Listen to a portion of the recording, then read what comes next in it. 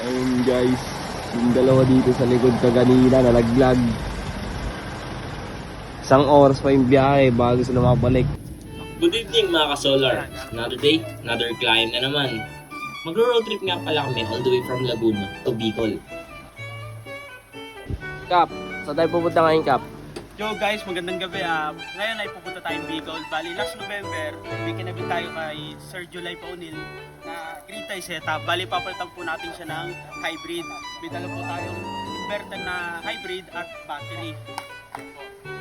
Bali, ang time po natin ngayon ay 9:33 PM, Friday, April 18.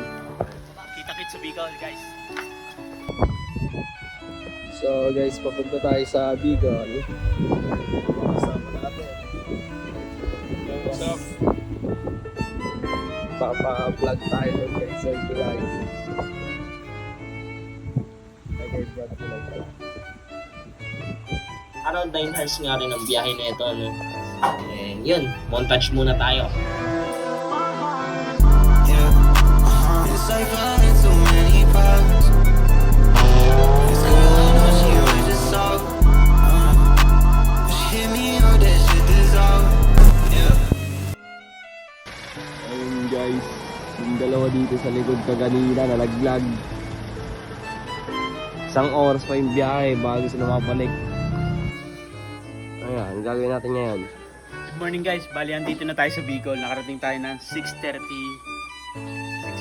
AM. Bali po yung existing setup ni Sir. Papabuhin po natin yan ng hybrid. Lagyan natin At pagdating namin, kahit pagod, go agad sa trabaho. Baba ng tools, at lalo na yung 100 kilo na battery, no? Yan, silang apat at tutulungan na para lang buhatin yung isa na yan. Nandito nga pala tayo ngayon sa Bicol para mag-upgrade ng solar system. Si Sir July Paunil. Sikat niya si Sir, check niyo yung YouTube niya. Papakita ko din mga solar ni Sir sa taas. Kinapit din namin to before, no?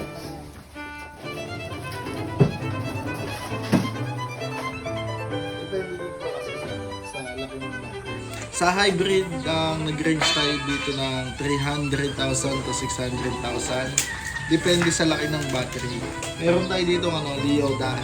Ayan, 10 kilowatt yan. Meron pang mas malaki dyan. Tapos yung inverter naman natin, Leoda din yung gamit natin na 12 kilowatt. Tapos ito yung breaker. Yan, papakita natin yung ATS. Tapos yung mga protection device.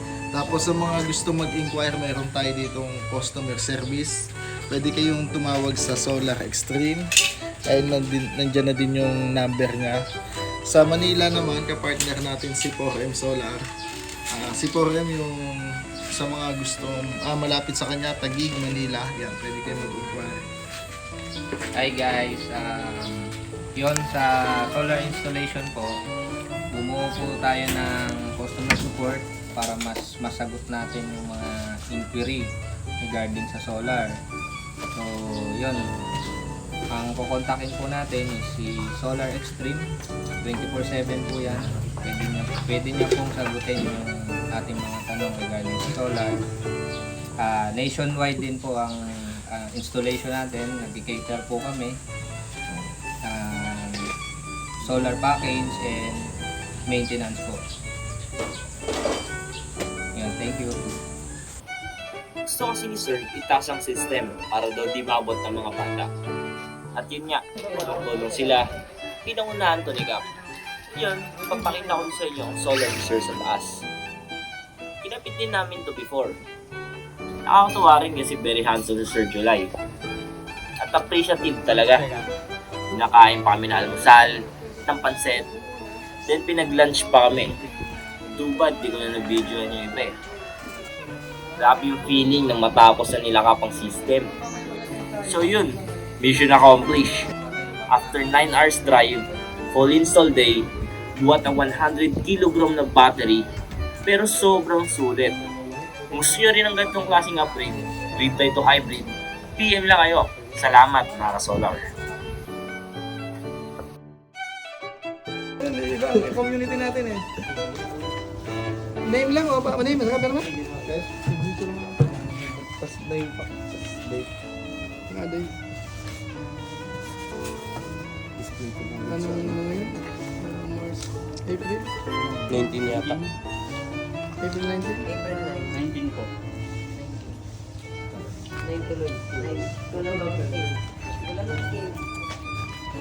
Pag-picture pa yun.